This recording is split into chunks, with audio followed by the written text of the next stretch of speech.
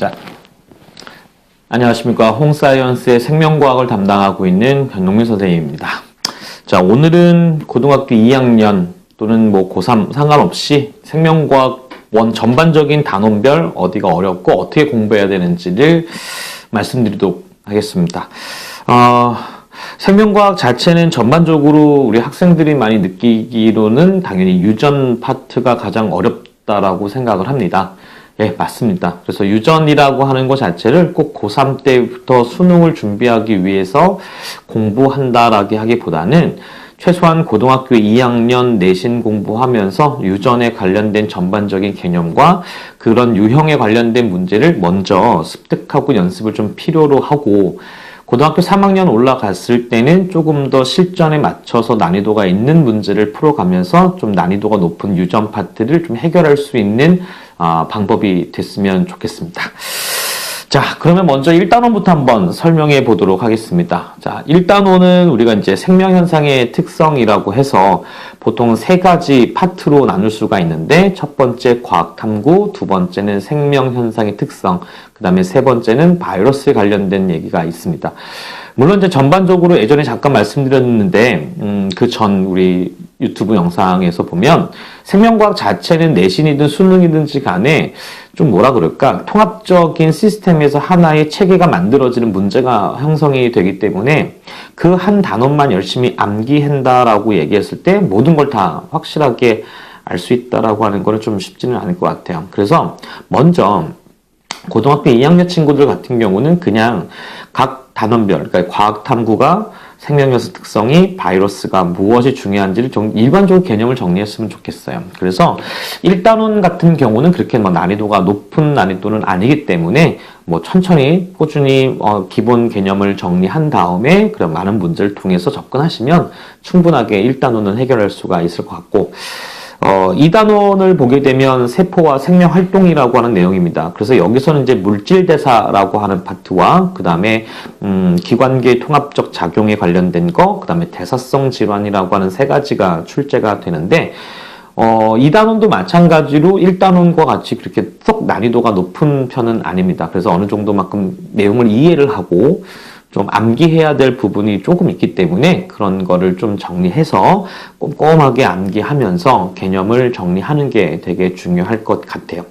그래서 보통 1, 2단원 같은 경우는 보통 수능으로 빗대어 보게 되면 전체 문항 중에서 3문항 정도가 출제가 되는 거니까 그렇게 비중이 높은 단원은 아니라고 생각을 합니다. 하지만 기본적인 거니까 꼭 이것도 맞아야 될 문제니까 확인하시고, 3단원, 3단원의 양이 좀 많아요. 그래서 항상성과 건강이라는 파트가 있고, 여기서는 흥분의 전도 전달, 그 다음에 신경계, 근육 수축, 호르몬, 면역, 또 면역 속의 혈액형, 이런 것들이 담겨져 있는데, 물론 여기 3단원 같은 경우는 전체 수능에서 20문항 정도가 되는데 그 중에서 보통 8문제 정도가 출제가 돼요.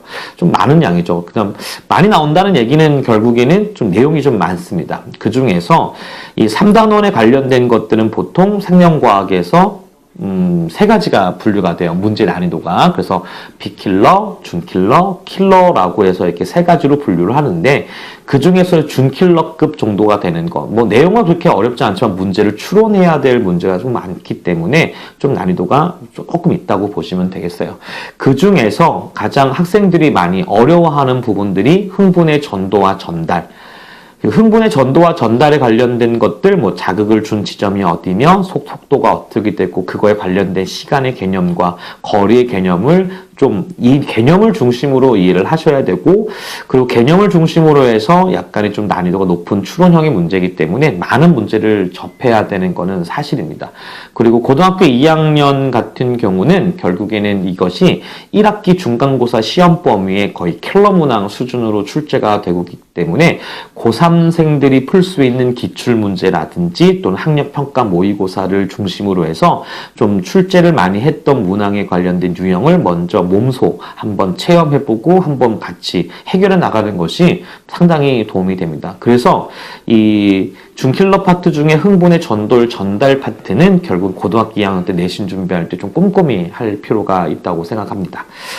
그리고 이제 그 다음에 나왔던 거는 뭐 신경계 파트가 되는데, 그렇게 신경계 파트는 중학교 때도 배웠던 것처럼 좀 암기가 좀 많아요. 그래서 암기가 많은데 그래도 좀 두 가지로 나눠서, 저는 중추 신경계와 말초 신경계를 가지고 나누어서 정리를 하시면 좋겠고, 여기 부분도 상당히 암기할 부분이 많고 또 약간 연결이 되는 부분이 있어요. 그래서 중추와 말초 같이 섞여서 같이 출제가 되는 거니까 그것 또한 여러분이 좀 꼼꼼하게 암기해야 될 필요가 있어요.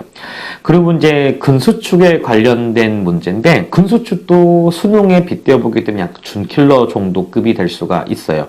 그래서 기본적인 개념은 존재하고 있지만 가장 중요한 건 약간의 수학적인 산수가 좀 나오기 때문에 이것도 보통 이제 생명과학에서 나오는 산수는 그냥 진짜 말 그대로 사칙연산 정도가 되고, 뭐 1차 연립방정식 이 정도가 되는 거니까 충분하게 공식을 만들고 조건에 따라서만 잘 따라와 준다면 충분히 계산 능력은 쉽게 해결할 수 있을 거라 생각합니다.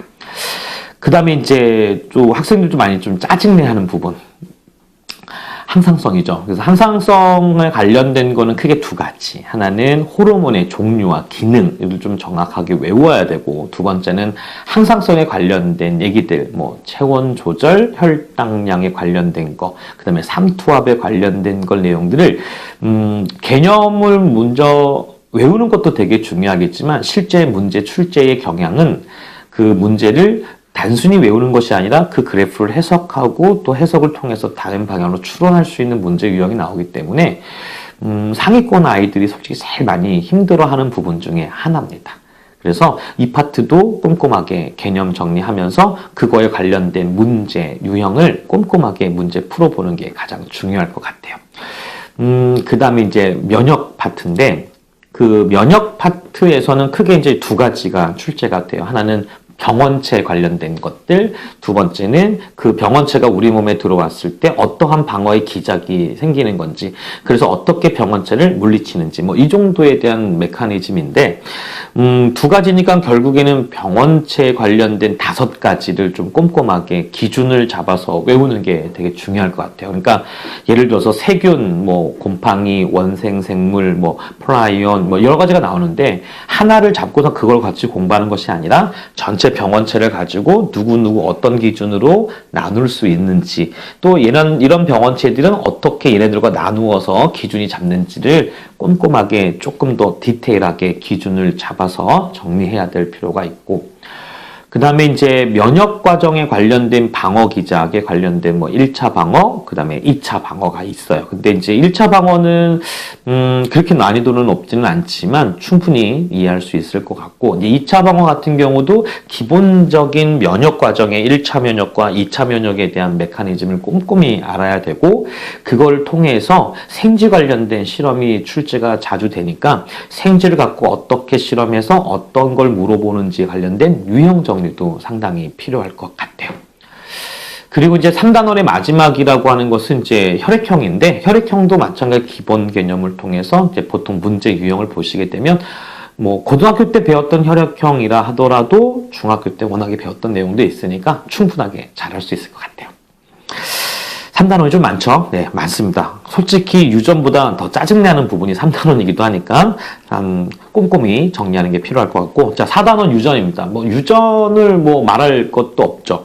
수능으로 보게 되면 전체 6문항이 출제가 되고, 그 6문항 중에서 보통 기본적으로 가계도 분석, 그 다음에 돌연변이 문제, 그 다음에 다인자 문제, 그 다음에 세포 분열의 매칭 문제, 그러니까 가장 기본이 되는 4문제 정도가 상당히 난이도가 있게 출제가 되는 거기 때문에 제 생각에는 고등학교 2학년 내신 준비하면서 그냥 간단한 유전에 관련된 문제 풀이보다도 개념이라고 하는 거를 좀 도대체 유전이 뭘 나한테 원하고자 하는 거를 꼼꼼히 한번 체크해보고, 그리고 다인자, 가계도, 돌연변이, 세포 분열의 매칭에 관련된 문제들은 제발 부탁인데 고등학교 3학년 언니 오빠들이 풀 수 있는 수능 기출 문제와 그 다음에 학력평가 모의고사, 그 다음에 수능 특강이라든지 수능 완성에 관련된 문제도 조금씩 풀어가는 연습을 해야지만이 고2 학생들을 위한다면 내신 대비 때 선생님들이 출제할 수 있는 문항들은 보통 기출문제의 그림을 가지고 다양한 형태의 변형 문제가 출제가 되기 때문에 그럼에도 불구하고 기본적인 기출문제 해결할 수만 있다면 충분하게 내신 대비도 가능하다고 보면 될 것 같아요. 그래서 마지막에 말씀드리겠지만 유전이라고 하는 것은 한번 개념을 정리하게 되면 다시 한번 끝까지 복습하는 연습이 가장 중요합니다. 그리고 마지막에 5번째 생태계 파트가 되는데 생태계 파트도 상당히 양은 되게 많습니다. 그래서 생태계 파트는 생태계의 구성과 관계, 그 다음에 또 작용에 관련된 거, 반작용, 상호작용 이런 것도 있고 그 다음에 개체군에 관련된 이야기들, 군집에 관련된 이야기들, 또 물질의 순환과 에너지의 전환, 그 다음에 생물의 다양성이라고 하는 이게 파트가 좀 많습니다. 그럼에도 불구하고 생태계 파트는 보통 고등학교 2학년 2학기 기말고사 때 많이 보는 부분이기 때문에 학교에서도 보통 아이들한테 물어보면 이렇게 아주 디테일하고 상세하게 잘 가르쳐 주진 않는데요. 왜냐하면 또 얼마 남지 않는 기말고사고 진도에 연연하기 때문에 약간 빨리 끝내는 경향이 없지 않아 있나 봐요. 그러다 보니까 고3 학생들 같은 경우는 생태계 파트가 상대적으로 조금 약하고 또 양은 많고 문제는 출제가 덜하고 애매한 부분이기 때문에 그럼에도 불구하고 생태계도 조금 수능 유형에 맞춰서 정리하는 필요도 있지만 고등학교 2학년 때는 좀 아까 말씀드렸던 것처럼 생태계 구성 단계, 개체군, 군집, 에너지의 전환, 물질의 순환, 그 다음에 생물의 다양성이란 파트별로 나눠서 꼼꼼히 한번 노트 정리하면서 가는 게 되게 중요할 것 같아요. 그래서 전반적으로 생명과학 1은 그렇습니다. 전반적인 5개 단원 중에서 가장 키가 될 수 있는 단원은 3단원과 4단원, 즉 3단원의 항상성과 건강과 그 다음에 유전에서 관련된 문제들입니다. 그래서 부탁드리고 싶은 거는 뭐냐면 고등학교 2학년 때 어디가 더 중요하고 어디가 덜 중요하다고 보지 마시고 내신 준비하는 것만큼은 수능도 대비할 수 있는 만큼의 문제를 풀어가는 게 가장 중요하기 때문에 고등학교 2학년 때 좀 꼼꼼하게 볼 필요가 있어요. 그래야지만이 고3 때 겨울방학 때 시작해서 수능을 볼 때까지 처음부터 1단원을 나가는 것보다는 좀 겨울 때는 2학년 때 배웠던 걸 다시 한번 회상할 수 있는 좀 다시 상기할 수 있는 그런 수업이 돼야 되고 그 다음에 유전을 겨울방학 때부터 다시 한번 정리하고 3월부터는 꾸준하게 반복 복습하면서 가장 중요한 거 어떻게 수능을 볼 때까지 유전은 하루에 계속 2회 문제 풀어야 되는 것 같아요. 그래서 생명과학은 다시 말씀드리지만 생명과학은 개념과 문제풀이가 동시에 병행이 돼야 되고 문제의 난이도는 내신에 관련된 것만 풀지 마시고 가장 중요한 건 수능 기출문제, 수능 완성, 수능 특강, EBS 교재까지도 활용했으면 좋겠습니다. 아시겠죠? 생명과학은 3단원과 4단원이 가장 중요하다. 그래서 꼭 겨울방학 때 또는 여름방학 때 열심히 준비하셔야만 된다라고 말씀드리고 싶습니다. 자, 그러면 이렇게까지 단원별로 생명과학원 말씀드리도록 했습니다. 감사합니다.